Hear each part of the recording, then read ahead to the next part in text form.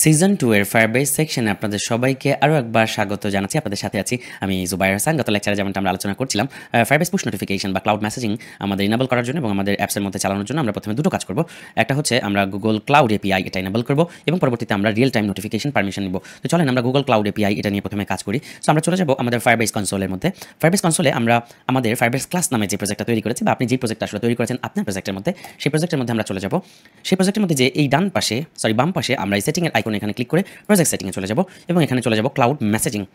Cloud মেসেজিংয়ের এখানে গিয়ে আমরা দেখতে পারবো যে এখানে Firebase cloud messaging API V1 enable আছে, কিন্তু আমাদের Firebase cloud messaging API legacy এটাও আমাদের ইনেবল করে আসতে হবে। সো আমরা এখানে ডান পাশে যে মেনু আইকনটা এখানে ক্লিক করলে আমরা দেখতে পারবো manage API in Google cloud console. এখানে আমরা ক্লিক করবো এবং এখানে আমরা গুগল ক্লাউড কনসোলের মধ্যে চলে যাব এবং সেখানে গিয়ে আমরা খুব সিম্পলি ক্লাউড মেসেজিং লিগেসি যে এপিআইটা, সেই এপিআইটা আসলে ইনেবল করে দেবো। দ্যাটস ইট, আমাদের হয়ে গেল ক্লাউডের এপিআই ইনেবল করা এবং আমরা এটা দিয়ে এবার বিভিন্ন রকম খেলা খেলতে পারবো। শুধু নোটিফিকেশনই না, বরঞ্চ আমরা সার্ভার টু সার্ভার কানেকশন অথবা সার্ভার টু ডিভাইস কানেকশন এবং ডিভাইস টু ডিভাইস কানেকশন করতে পারবো। এটা খুব মজা হবে। সো চলেন এবার শুরু করি। আমরা প্রথম কাজ করে ফেললাম। নাও আমাদের যেটা করতে হবে, আমরা যদি এই পেজটা একটু রিল আউট করি তাহলে আমরা দেখতে পারবো যেটা ইনেবল হয়ে যাওয়ার কথা। দেখেন ক্লাউড মেসেজিং এপিআই লিগেসি এটা ইনেবল হয়ে গেছে এবং আমাদেরকে একটা সার্ভার কি দিয়েছে, এটা আপনারা একটু মনে রাখবেন। সার্ভার কি দিয়েছে, এই যে একটা সার্ভার কি, এটা কপি করা যায় এবং একটা সেন্ডার আইডি দিয়েছে। অলরাইট, সো এটা পরবর্তীতে আমরা কাজে লাগাবো। জাস্ট মনে রাখেন যে ক্লাউড মেসেজিং এপিআই লিগেসি এর আন্ডারে আপনার সার্ভার কি আছে। অলরাইট, সো এটা হয়ে গেল। নাও আমাদের পরবর্তী যে কাজটা করতে হবে সেটা হচ্ছে notification permission, real time notification permission নিতে হবে।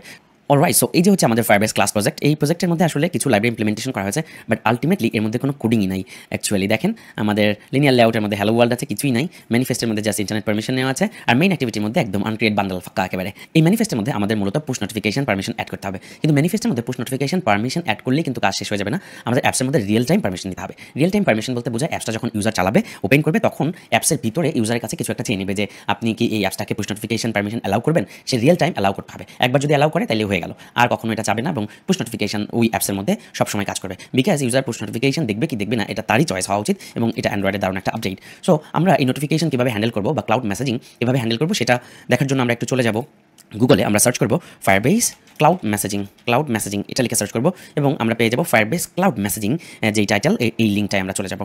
সো এই লিঙ্কে চলে যাওয়ার পরে আমরা আসলে ফায়ারবেস ক্লাউড মেসেজিংয়ের যেই ধরনের ডকুমেন্টেশনগুলো আছে সেই ডকুমেন্টেশনগুলো দেখতে পাবো। এখান থেকে আমরা চলে যাবো অ্যান্ড্রয়েড সেটআপের এখানে গেলে আমরা আসলে ফায়ারবেস ক্লাউড মেসেজিং করার জন্য বা পুশ নোটিফিকেশন ইনেবল করার জন্য কী লাইন কোড লিখতে হবে, এখানে কিন্তু কোডিংয়ের বেশ কিছু ঝুঁকির ঝামেলা আছে, সেগুলো আমরা স্টেপ বাই স্টেপ আপনাদেরকে দেখাই দেবো। তার আগে চলেন এখানে আমরা যদি নিচের দিকে যাই, দেখেন এডিট ইউর অ্যাপ ম্যানিফেস্টে কি অ্যাড করতে হবে সব কিছু সুন্দর করে বলে দেওয়া আছে। আমি আপনাদেরকে দেখিয়ে দেবো, কারণ কিছু কিছু জিনিস একটু কনফিউজ করতে পারে আপনাকে। সো আমরা এখান থেকে চলে যাব এবং আমরা নিচের দিকে চলে যাব। আমরা দেখব এখানে একটা পারমিশন নিয়ে কাজ করা হয়েছে।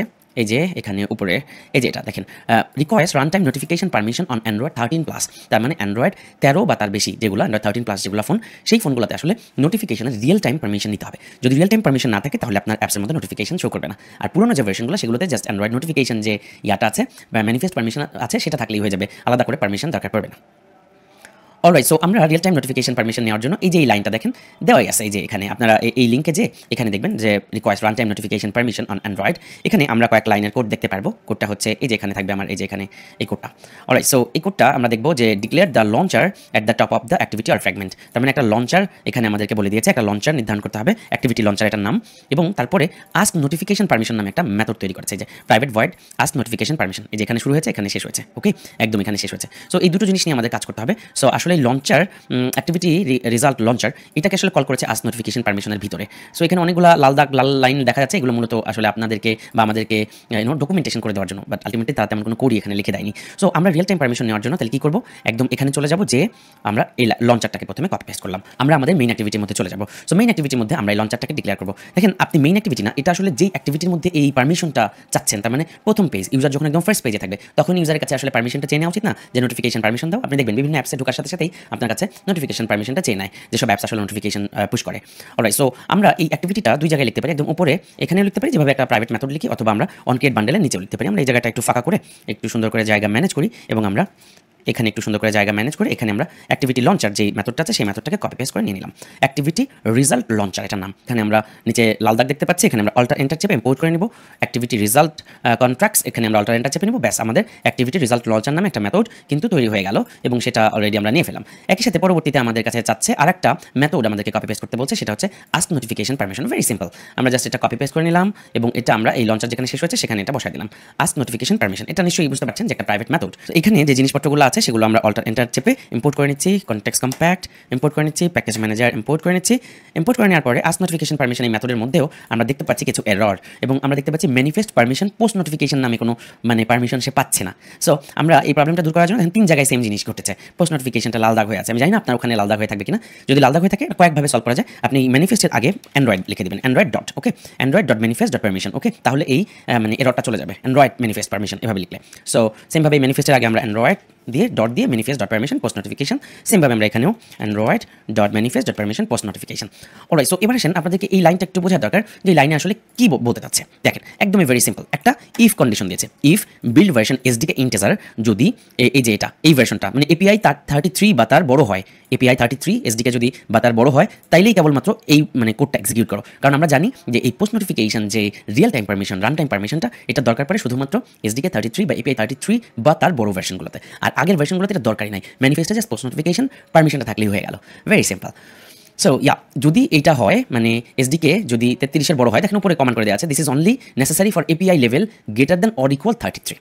যদি 33 বা তার বড় হয় তাহলে এই কোডটা এক্সিকিউট করো। এবার কোডটা কি? কোডের মধ্যে বলা আছে এই যে context compact dot check self permission, permission আছে কিনা চেক করো। এই জায়গায় কনটেক্সট বলতে বোঝায় যে অ্যাক্টিভিটি, সেই অ্যাক্টিভিটি ডট দিস, তাই তো, environment. So this Android manifest post notification permission আছে কিনা সেটা চেক করো, ইকুয়াল টু যদি প্যাকেজ ম্যানেজার পারমিশন গ্রান্টেড হয়। তার পোস্ট নোটিফিকেশন পারমিশনটা যদি গ্রান্টেড অবস্থায় থাকে, তার অলরেডি এমন হতে পারে না যে আপনি আস্ক নোটিফিকেশন এই মেথডে কল করেছেন কিন্তু ইউজারের অলরেডি আপনার অ্যাপসের মধ্যে নোটিফিকেশন পারমিশন অ্যালাউ করাই আছে। যদি তাই হয় সেক্ষেত্রে তাকে কিছুই দেখাবে না, দেখেন এখানে কোনো কোড নেই, তাই না, এই সেকেন্ড ব্র্যাকেট আর এই সেকেন্ড ব্র্যাকেটের মধ্যে কিছু কোড নেই, তার পারমিশন অলরেডি দেওয়া আছে, অলরাইট। তো আপনি আপনার কাজ করবেন, কিছু করতে হবে না। এলস ইফ যদি আপনার এই কন্ডিশনটা ম্যাচ না করে, তার পারমিশনটা কোনো কারণে অ্যালাউ করা না ইউজারের ফোনে, এলস ইফ পরবর্তীতে আবার কন্ডিশন আছে শুড রিকোয়েস্ট পারমিশন, তার পারমিশন রিকোয়েস্ট করা দরকার কিনা, এটা কখন কল হবে আপনাদেরকে একটু বুঝাই। একজন ইউজার ধরেন permission notification permission run time permission চাইলো যে এই অ্যাপসটায় do want to allow notification permission, সে ধরেন ডিনাই দিল, অ্যালাউ না করে সে ডিনাই দিল, তাহলে কি হবে, পরবর্তীতে তাকে এই মেথডটা কল হবে, তার আমার পারমিশনটা আসলে দরকার। তখন এই জায়গাটা আপনি আসলে কি করবেন বলেন তো, এই জায়গাটা আপনি আসলে একটা অ্যালার্ট ডায়লগ দেখাবেন যে দেখেন আপনার এই পারমিশনটা যদি আপনি না দেন তাহলে আমি এই সুবিধা এই অ্যাপসের মধ্যে আপনাকে দিতে পারবো না। সো আপনার পারমিশনটা, পোস্ট নোটিফিকেশন পারমিশনটা খুব জরুরি, আপনি আপনার কেন জরুরি সেটা বলবেন। তাহলে এই মেথডটা কখন কল হবে, শুড রিকোয়েস্ট পারমিশন, তার যখন ইউজার বারবার অ্যালাউ চাওয়ার পরেও অ্যালাউ দিচ্ছে না, ডিনাই করতেছে, তখন আসলে ইউজারকে একটা মেসেজ দেয়, একটা পপ আপ দেওয়া। সো এখানে একটা অ্যালার্ট ডায়লগ দিয়ে কাজ করি, এটা ভালো হবে। তার একজন ইউজার বারবার আপনার অ্যাপসে আসলে নোটিফিকেশন পারমিশনটা অ্যালাউ করতেছে না, বারবার সে ডিনাই করতেছে, এখন আপনি তাকে জানাবেন যে ভাই খুব জরুরি এই নোটিফিকেশন পারমিশনটা তুমি দিয়ে দাও, কেন জরুরি সেটা একটু লিখে দেবেন, তাই না। সো আমরা new alert dialog dot builder main activity dot this, right. So এরপরে আমরা কমা দিয়ে সেট মেসেজ বা সেট টাইটেল নোটিফিকেশন পারমিশন এটা হচ্ছে টাইটেলে দিলাম। এবার আমরা বললাম ক্রিয়েট, এরপরে আমরা বললাম শো, তাই না। আমরা একটা নোটিফিকেশন অ্যালার্ট ডায়লগ দেখাবো যেখানে আমরা ইউজারকে জানাবো। সো টাইটেল দিলাম আমরা notification permission dot set message, একটা মেসেজ সেট করবো। সো মেসেজটা কি হতে পারে, যে কোনো একটা কিছু ইউজারকে বুঝাই বলা যে দেখেন আমার অ্যাপটা সুন্দরভাবে চালানোর জন্য পারমিশনটা দরকার, অলরাইট। সো আপনি এই মেসেজটা দিলেন। এরপর আমরা দুইটা বাটন নির্ধারণ করবো, একটা হচ্ছে সেট পজিটিভ বাটনের নাম কি দিব, সো পজিটিভ বাটনের নাম দিব হলো ওকে, এবং আমরা এই পজিটিভ বাটনের নাম দেওয়ার পরে এখানে এসে কমা দিয়ে আমরা বলবো new dialog interface dot set on click listener, তাই তো।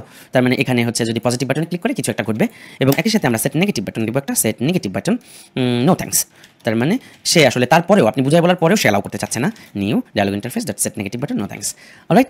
আর পরবর্তীতে দেখেন ইফ এলস ইফ হয়ে গেল, প্রথম ইফে আছে যদি পারমিশনটা গ্রান্টেড হয়, যদি পোস্ট নোটিফিকেশন পারমিশনটা গ্রান্টেড অবস্থা থাকে তো কিছু করার দরকার নেই। যদি শুড রিকোয়েস্ট, তার যদি সে আগে পরে ডিনাই করে থাকে, বারবার ডিনাই করতেছে, সে অ্যালাউ করতেছে না, সেক্ষেত্রে তাকে অটোমেটিক্যালি এই অ্যালার্ট ডায়লগটা দেখাবে, এবং অ্যালার্ট ডায়লগে বলবে যে আপনার সুন্দরভাবে চালানোর জন্য নোটিফিকেশন পারমিশনটা খুব দরকার, তাই না। ইউজারকে এই জিনিসটা আমরা জানাইলাম। এবং এলসে কখন যাবে, যখন আসলে দুইটা কোনোটাই না, তখন আসলে কি করবে, রিকোয়েস্ট পারমিশন কল করবে। তার ইউজারকে এবার পারমিশন নেওয়ার জন্য অ্যাক্টিভিটি লঞ্চারের মাধ্যমে সে রিকোয়েস্ট করতেছে, request permission launcher dot launch Android manifest permission post notification, এই যে লঞ্চারটা আমাদের আগের লাইনে বানানোই আছে, এই লঞ্চারের মাধ্যমে সে কি করলো, পারমিশনটা নেওয়ার জন্য লঞ্চারকে কল করলো। সো ও অ্যালাউ করতে পারে, ডিনাও করতে পারে। চলেন এই ব্যাপারটা কিভাবে কাজ করে একটু দেখি। তার আগে আমাদের আসলে এই যে আস্ক নোটিফিকেশন পারমিশন, যেটা আমরা আসলে একটা মেথড তৈরি করেছি, এই মেথডটাকে কল করতে হবে। ধরেন সেট কন্টেন্ট এর পরে এসে আস্ক নোটিফিকেশন পারমিশনটা আমি কল করে দিলাম, এবং আমরা চলেন রান করে দেখি যে ঠিকমতো কল হচ্ছে কিনা। সো আমি আমার স্যামসাং ফোনে একটু রান করে দেখি যে কি ঘটনা ঘটতেছে, আমার রান টাইম পারমিশনটা কিরকমভাবে আচরণ করতেছে, এটা একটু দেখবো আমরা। অলরাইট, সো এটা রান হচ্ছে, রান হয়ে গেছে। সো রান হওয়ার সাথে সাথে আমার আসলে নোটিফিকেশন পারমিশনটা কল হওয়ার কথা ছিল, বাট নোটিফিকেশন পারমিশনটা কল হয়নি, কিছুই আমাকে দেখাচ্ছে না। এর কারণ হচ্ছে ম্যানিফেস্টো আমাদের এই পারমিশনটা নেওয়া দরকার ছিল। সো ম্যানিফেস্টো নোটিফিকেশন পারমিশন নেওয়ার জন্য আমরা একটু নিচের দিকে চলে যাবো, এই যে optional post notification permission. By the way, এখানে কিন্তু যেই আপনারা ডকুমেন্টেশন দেখতে পাচ্ছেন, এখানে হচ্ছে রিমুভ পোস্ট নোটিফিকেশন পারমিশন, এই জিনিসটা বুঝবেন। এটা কপি পেস্ট করে নিয়ে এই যে টুলস নোড রিমুভ এই অংশটা কেটে দেবো, কারণ আমরা আসলে রিমুভ করতে চাচ্ছি না, আমরা ইনক্লুড করতে চাচ্ছি। সো এটা কপি পেস্ট করে নিয়ে গেলাম এবং আমরা এখানে ম্যানিফেস্ট পারমিশনটা দিয়ে দিলাম। Very simple. এই যে দেখেন ইউজার্স পারমিশন, আপনি যদি ইন্টারনেটকেও কপি পেস্ট করতেন তাও হতো। ইন্টারনেটকে কপি পেস্ট করে এই যে এখান থেকে তো সেম পারমিশনের নাম আসেই, এই যে এখানে পারমিশনের নাম আছে না, Android manifest dot post notification, এটা আপনি কপি পেস্ট করে এখানে বসাই দিতে পারতেন পারমিশন নেমের এখানে, একই কথা ছিল। আর যদি আপনি গুগলের সাইট থেকে নেন, অবশ্যই টুলস রিমুভ এই অংশটা কেটে দিন। এই তো আমার পোস্ট নোটিফিকেশন পারমিশনটা ম্যানিফেস্টও যুক্ত করলাম, যেটা আসলে আগে করতে আমরা ভুলে গিয়েছিলাম, এবং রান টাইম পারমিশনও আমরা কল করেছি এই আস্ক নোটিফিকেশন পারমিশন মেথডের মাধ্যমে। চলুন আমরা আরেকবার রান করি। অলরাইট, সো দেখেন আমি রান করার সাথে সাথে আমাকে বলছে অ্যালাউ ফায়ারবেস ক্লাস, মানে এই প্রজেক্টের নাম, to send you notification. Allow করতে পারেন, আপনি ডিসঅ্যালাউ করতে পারেন। আপনি ধরেন অ্যালাউ করলেন না, বের হয়ে গেলেন। ওকে, সো আমরা আবারও যদি রান করি এই সেম অ্যাপসটা, তাহলে ও কী বলবে দেখেন, আবারও অ্যালাউ চাচ্ছে, তাই তো? আমি ডন্ট অ্যালাউ করে দিলাম। ওকে, ডন্ট অ্যালাউ করে আমি আবার বের হয়ে গেলাম অ্যাপসটা থেকে, আবারও রান করলাম, দেখি কী হয়। চলেন, এই যে দেখেন, তার মানে কি আমি একবার ডিনাই করে দিছি, আমি অ্যালাউ করতে চাইতেছি না। তো এবার আমাকে কিন্তু এই অ্যালার্ট ডায়লগ দেখাইছে, কারণ এই যে কোন মেথডটা কল হয়েছে বলেন তো, এই যে শুড রিকোয়েস্ট পারমিশন, এই যে এইটা কল হয়েছে, এই কন্ডিশনটা কল হয়েছে, তাই আমাকে অ্যালার্ট ডায়লগ দেখাচ্ছে যে নোটিফিকেশন পারমিশন। অ্যাপটা সুন্দরভাবে চালানোর জন্য পারমিশনটা খুব দরকার।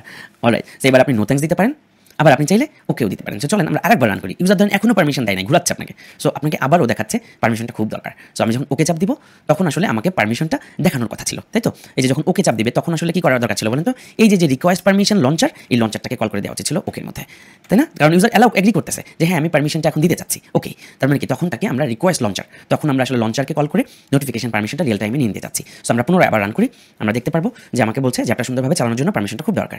আমি যখন ওকে ক্লিক করবো, এইবার আমার কাছে সত্যি সত্যি পারমিশনটা চাচ্ছে, এবার আমি অ্যালাউ করে দিলাম। তাহলে আমি কিন্তু ফাইনালি পুশ নোটিফিকেশন পারমিশন বা পোস্ট নোটিফিকেশন পারমিশন আমার অ্যাপসের মধ্যে অ্যালাউ করাই নিলাম ইউজারকে দিয়ে। সো আজকের এই লেকচার নাম্বার 2115-2115 আপনার স্টুডেন্ট আইডি #season2 সহ লার্ন আন্ডার টুইটস বাইরে এই গ্রুপে আপনি হ্যালো ওয়ার্ল্ড প্রজেক্ট অথবা আপনার যে কোনো প্রজেক্টের মধ্যে রিয়েল টাইম নোটিফিকেশন পারমিশন কিভাবে কাজ করছে অ্যালার্ট ডায়লগের মাধ্যমে সেটা করে স্ক্রিন রেকর্ড করে আমাকে দেখান। পরবর্তী লেকচারে আমরা নোটিফিকেশন নিয়ে খেলায় নেমে